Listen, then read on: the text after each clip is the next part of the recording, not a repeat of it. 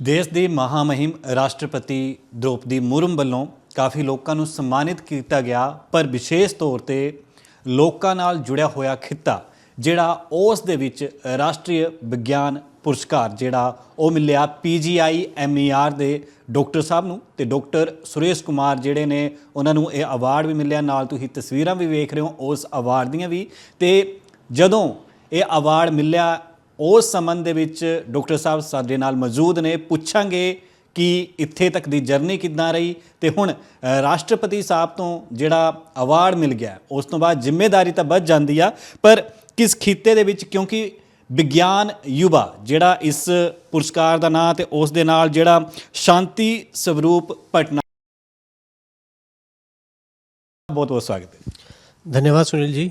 पहला तो बहुत बहुत बधाई, क्योंकि एक अवार्ड मिलिया ਤੁਹਾਨੂੰ ਆਪ ਰਾਸ਼ਟਰਪਤੀ ਵੱਲੋਂ सम्मानित ਕੀਤਾ ਗਿਆ ਤੇ ਇਹ ਇੱਕ ਖਿੱਤੇ ਦੇ ਵਿੱਚ ਰਾਸ਼ਟਰੀ ਵਿਗਿਆਨ ਪੁਰਸਕਾਰ ਕਿਹੋ ਜਿਹੀ जर्नी रही ਹੁਣ तक। मैं हिंदी में बोल सकता हूँ? ओके।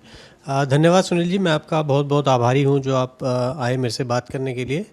मैं अपने आप को बहुत ही सौभाग्यशाली मानता हूँ कि मैं PGI में हूँ और लोगों की सेवा कर पा रहा हूँ।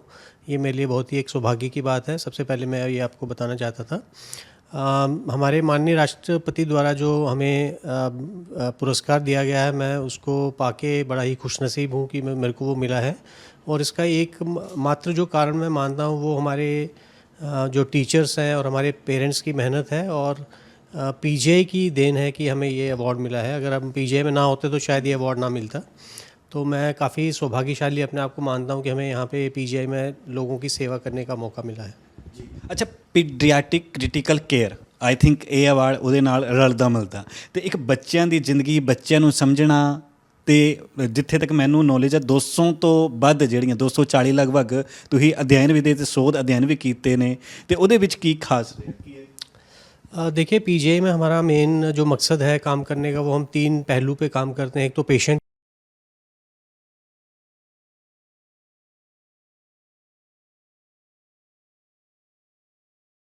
नई नई चीज़ें सिखानी होती हैं मेडिकल फील्ड की, और जो तीसरा एक महत्वपूर्ण पहलू है वो रिसर्च भी हमारे साथ जुड़ा हुआ है। तो पेशेंट की केयर करते हुए, टीचिंग करते हुए हम रिसर्च भी करते हैं जो भी हमें टाइम मिलता है। तो आई थिंक ये एक बहुत ही महत्वपूर्ण कार्य किया है सरकार ने कि जो हमें जो युवा वैज्ञानिक हैं उनको सम्मानित किया गया है। तो मैं समझता हूँ, मैं सरकार का भी धन्यवाद करना चाहता हूँ कि उन्होंने हमें इस लायक समझा और हमें सम्मानित किया। अच्छा, ਜਿਹੜੀ ਤੁਸੀਂ ਸਟੱਡੀ ਕੀਤੀ ਆ ਹੁਣ ਜਿਹੜਾ ਅਵਾਰਡ ਤੁਹਾਨੂੰ ਖਾਸ ਕਰਕੇ ਮਿਲਿਆ ਜਿਹੜੀ ਚੀਜ਼ ਵਾਸਤੇ, ਉਸ ਦੇ ਵਿੱਚ ਕਿੰਨਾ ਕਿ ਤੁਹਾਨੂੰ ਡਿਫਿਕਲਟੀਜ਼, ਕਿਉਂਕਿ ਇੱਕ ਪਾਸੇ ਡਿਊਟੀ ਦੇਣੀ ਆ, पेशेंट्स दिखने ने, स्टडी करनी आ, कितना वक्त करनी? जैसा कि मैंने बताया कि हमारे 3 मेन पिलर हैं यहाँ पे। एक तो पेशेंट केयर है और टीचिंग और रिसर्च है। तो हमारा मेन महत्वपूर्ण कार्य पेशेंट केयर को लेके है। तो जो भी हमें उसके अलावा जो टाइम मिल जाता है तो हम उसमें रिसर्च भी करते हैं।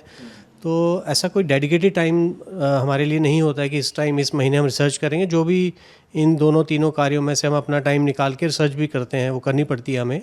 और हमारे स्टूडेंट्स भी काफ़ी हेल्प करते हैं, हमारे जो गाइड्स हैं, टीचर हैं, वो हमें गाइड करते हैं।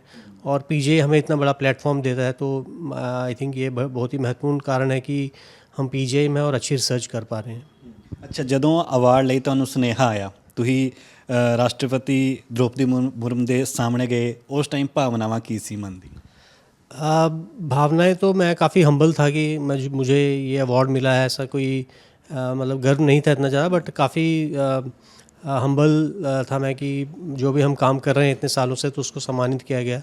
तो काफ़ी अच्छी फीलिंग थी इस राष्ट्रपति। ਇਸ ਦੇ ਨਾਲ ਤੁਹਾਨੂੰ ਹੋਰ ਵੀ ਕਿਹੜੇ ਅਵਾਰਡ ਮਿਲ ਚੁੱਕੇ ਨੇ? ਕਿਉਂਕਿ ਮੈਂ ਜਦੋਂ ਸਟੱਡੀ ਕਰ ਰਿਹਾ ਸੀ ਤੁਹਾਡੇ ਬਾਰੇ।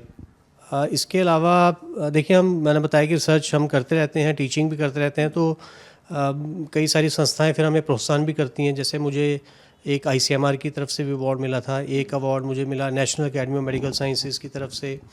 और मुझे जो मैंने DM और MD PGI से ही किया है, तो मुझे दोनों MD और DM के टाइम में भी रिसर्च करने का जो PGI की तरफ से अवार्ड मिले हैं। तो बाकी और काफ़ी सारे इंटरनेशनल अवार्ड, जैसे बेस्ट पेपर प्रेजेंटेशन या बेस्ट पोस्टर प्रेजेंटेशन के भी इंटरनेशनल और नेशनल अवार्ड मिले हुए हैं।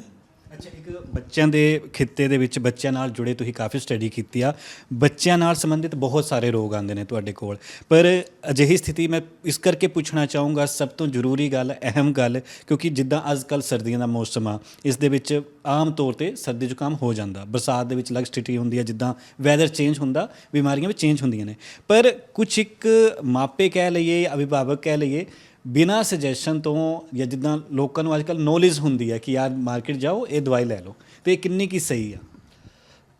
अगर आजकल के मौसम की हम बात करें तो आजकल जो कॉमन बीमारियां चल रही हैं बच्चों में या बड़ों में, वो होती हैं जैसे हमारे रेस्पिरेटरी सिस्टम को लेके। तो जैसे खांसी हो जाना, सांस में दिक्कत होना या ज़ुकाम हो जाना, तो ये कॉमन चल रहा है। इसके कारण है कि जैसे आजकल वायरसेस काफ़ी ज़्यादा हो रहे हैं, वायरसेस से जो रेस्पिरेटरी डिजीज़ काफ़ी हो रही हैं, या फिर पॉल्यूशन की वजह से या फिर ठंड की वजह से। तो इसमें महत्वपूर्ण कारण तो यही है कि वायरस हो गए या पॉल्यूशन हो गया या फिर एलर्जीज़ हो गई हैं। तो इसमें हमें बट इसमें अच्छी बात यह है कि जो भी ये वायरल डिजीज़ होती हैं या बीमारियां हैं, ये कुछ दिनों में अपने आप ठीक हो जाती हैं ज़्यादातर लोगों में। तो इसीलिए हमें बिना डॉक्टर की सलाह के एंटीबायोटिक्स नहीं लेनी चाहिए, क्योंकि ये वायरस से होती हैं और अपने आप ठीक हो जाती हैं कुछ दिनों में। तो इसमें एंटीबायोटिक्स का कोई देने से कोई फ़ायदा होता नहीं है।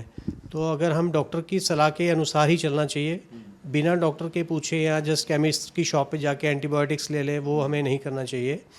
जैसे भी आपने सुना होगा कि कुछ दिन पहले ही माननीय प्रधानमंत्री जी ने भी ये लोगों से आह्वान किया है कि अपनी मर्ज़ी से एंटीबायोटिक का इस्तेमाल ना करें, डॉक्टर की सलाह से ही करें। क्योंकि हमें पता है कि एंटीबायोटिक रेजिस्टेंस या एंटी माइक्रोब रेजिस्टेंस आजकल बहुत ही कॉमन है, जिसकी वजह से कई सारी एंटीबायोटिक्स का असर ख़त्म हो गया है। तो इन सब चीज़ों को रोकने के लिए हमें एंटीबायोटिक का इस्तेमाल बड़ा सोच समझ के करना चाहिए। सो माइनर जो भी डिजीज़ होती हैं, जैसे खांसी ज़ुकाम हो गया, दस्त हो गया, उन चीज़ों के लिए एंटीबायोटिक्स का रूटीनली मतलब इंडिकेटेड नहीं होती या उनको देने की ज़रूरत नहीं पड़ती। अच्छा डॉक्टर साहब, मुक्ता सवाल, अगला की मुकाम तय करने की हुण इच्छा? अगला मुकाम तो अभी यही चाहते हैं कि जैसा हम इस साल काम किया वो हमारा बेंचमार्क है अगले साल के लिए, तो हम उससे बेटर ही करना चाहते हैं पेशेंट केयर के क्षेत्र में या टीचिंग के क्षेत्र में या रिसर्च के क्षेत्र में। तो हमारा अपने आप को देखे कि लास्ट ईयर का जो था वो उससे हम बेटर करें, यही हमारी आशा है। चलो डॉक्टर साहब, आपको फिर से बहुत बहुत बधाई। और जिस तरीके से अब इन्होंने आपको बता दिया, लेकिन सबसे बड़ी अहम और मुख्य बात, अवार्ड इन्हें मिला है, नया लक्ष्य इन्होंने निर्धारित किया है। पर ਇਹਦੇ ਨਾਲ ਹੀ ਹਿੰਦੀ ਵਾਲਾ ਟੱਚ ਵੀ ਮਿਕਸ ਹੋ ਜਾਂਦਾ ਕਈ ਵਾਰੀ, ਕਿਉਂਕਿ ਗੱਲਬਾਤ ਹਿੰਦੀ 'ਚ ਚੱਲ ਰਹੀ ਸੀ ਵਿੱਚ ਦੇ। ਪਰ ਸਭ ਤੋਂ ਵੱਡੀ ਗੱਲ, ਜਦੋਂ ਵੀ ਅਸੀਂ ਕੋਈ ਦਵਾਈ ਲਈਏ, ਡਾਕਟਰ ਦੀ ਜਿਹੜੀ ਆ ਉਹ ਸਲਾਹ ਜ਼ਰੂਰ ਲਈਏ, ਪਰਚੀ ਜ਼ਰੂਰ ਬਣਾਈਏ, ਕਿਉਂਕਿ ਇਸ ਦੇ ਲਈ ਸੁਪਰੀਮ ਕੋਰਟ ਦੀਆਂ ਵੀ ਗਾਈਡਲਾਈਨਾਂ ਨੇ। ਪਰ ਮੈਂ ਸੁਨੀਲ ਕੁਮਾਰ, ਵਿਸ਼ਵ ਵਾਰਤਾ, ਚੰਡੀਗੜ੍ਹ।